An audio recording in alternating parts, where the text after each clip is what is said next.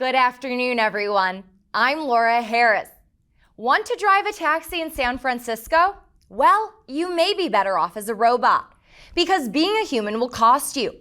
Hundreds of human taxi drivers in the city purchased taxi medallions for $250,000. Then some saw their wages plummet. Now the city's robotaxi rollout illustrates how regulatory standards treat human and robot drivers differently. We spoke with Automotive News reporter Molly Boygan about these differences. Human taxi drivers in San Francisco incur costs that robotaxis do not incur. And the underlying reason for this is that robotaxis and human taxi drivers are regulated by different agencies. Human drivers may receive tickets for violating traffic rules and are required to participate in programs that provide rides for elderly and disabled people in San Francisco. But robotaxis, such as those run by Waymo and Cruise, are subject to none of those regulations.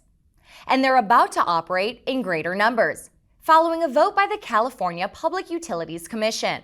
The California Public Utilities Commission recently voted to expand the deployment of Waymo and Cruise in San Francisco. This is interesting because the city of San Francisco, several city agencies actually opposed this expansion, but because the CPUC regulates autonomous vehicles, they were able to approve the expansion in the city.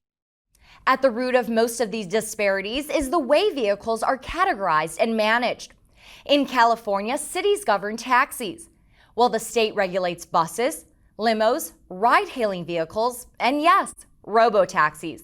Decisions made in the early 2010s have now entrapped San Fran, leaving the city without the ability to control even simple rules, like how many robotaxis should roam its streets. The distinction that's being made is that robotaxis, along with ride-hailing vehicles like Uber and Lyft, are prearranged, where taxis can be hailed on the street. So that's why different agencies are regulating those two different types of vehicles differently.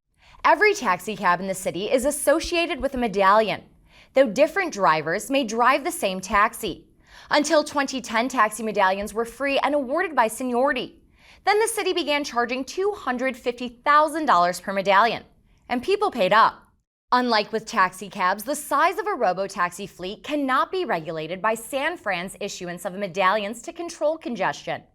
Also, the city's police cannot issue tickets for moving violations by robotaxis. The taxi drivers who have had to pay huge sums of money for their taxi medallions, who are punished financially for violating the traffic code, feel that there's a double standard for robotaxis versus human taxi drivers.